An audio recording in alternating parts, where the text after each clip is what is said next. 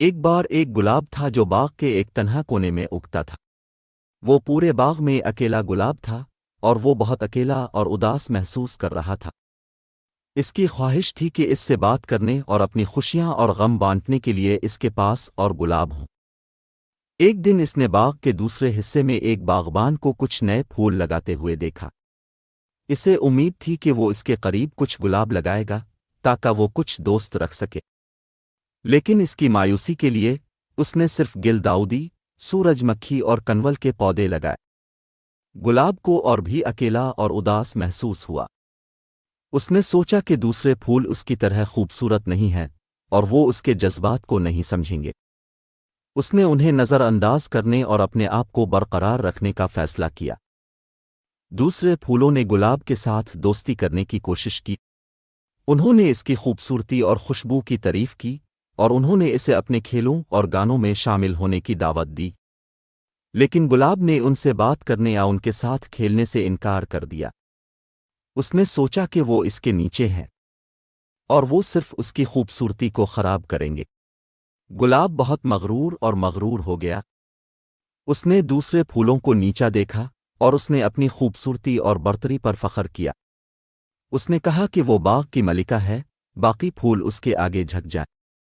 دوسرے پھولوں کو گلاب کے قول و فعل سے تکلیف ہوئی۔ انہیں اس کے لیے افسوس ہوا، لیکن وہ ناراض بھی تھے۔ انہوں نے اس سے بچنے اور اسے اکیلا چھوڑنے کا فیصلہ کیا۔ گلاب کو دوسرے پھولوں کے جذبات کی پرواہ نہیں تھی۔ اس نے سوچا کہ اسے کسی اور کی ضرورت نہیں ہے اور وہ خود ہی خوش ہے۔ اس نے اپنے دن تالاب کے آئینے میں اپنی تعریف کرتے ہوئے گزارے اور دوسروں کی طرف سے تعریف کیے جانے کے خواب دیکھے، لیکن جلد ہی گلاب کو احساس ہوا کہ وہ بالکل خوش نہیں ہے۔ وہ بور اور تنہا محسوس کرتی تھی، اور وہ کچھ صحبت اور گفتگو کی خواہش رکھتی تھی۔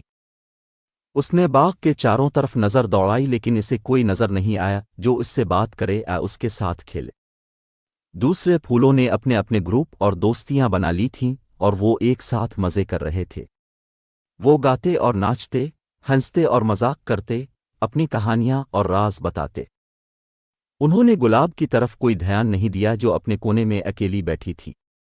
گلاب کو حسد اور ندامت کا احساس ہوا۔ اس کی خواہش تھی کہ وہ دوسرے پھولوں سے زیادہ مہربان اور دوستانہ ہوتی، اور وہ ان کی سرگرمیوں میں ان کے ساتھ شامل ہوتی۔ اسے احساس ہوا کہ خوبصورتی اسے خوش کرنے کے لیے کافی نہیں ہے، اور اسے محبت اور دوستی کی ضرورت ہے۔ اس نے اپنا رویہ بدلنے کا فیصلہ کیا۔ اس نے دوسرے پھولوں سے بدتمیزی اور مغرور ہونے پر معافی مانگی، اور اس نے انہیں معاف کرنے اور اس کے دوست بننے کو کہا۔ اس نے ان کی خوبصورتی اور صلاحیتوں کی تعریف کی، اور اس نے انہیں اپنے کونے میں اپنے ساتھ شامل ہونے کی دعوت دی۔ دوسرے پھول گلاب کے دل کی تبدیلی سے حیران تھے۔ وہ پہلے تو ہچکچاتے تھے، لیکن انہوں نے دیکھا کہ وہ مخلص اور حلیم ہے۔ انہوں نے اس کی معذرت قبول کی اور اسے اپنے گروپ میں خوش آمدید کہا۔ گلاب نے خوشی اور تشکر کی لہر محسوس کی۔ اس نے دوسرے پھولوں کی مہربانی اور سخاوت کے لیے ان کا شکریہ ادا کیا، اور اس نے ان کے ساتھ ایک اچھا دوست بننے کا وعدہ کیا۔ وہ ان کے کھیلوں اور گانوں میں ان کے ساتھ شامل ہوتی تھی، اور وہ ان کے ساتھ اپنی خوشیاں اور غم بانٹتی تھی۔ گلاب بہت خوش اور مطمئن ہو گیا۔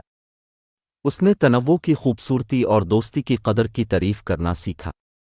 اسے احساس ہوا کہ وہ باغ کی ملکہ نہیں بلکہ اس کے بہت سے خوبصورت ارکان میں سے ایک ہے۔ اگر میری ویڈیو اچھی لگی ہے تو اس ویڈیو کو لائک کریں، شیئر کریں اور میرے چینل کو سبسکرائب کریں۔ شکریہ۔ اللہ حافظ۔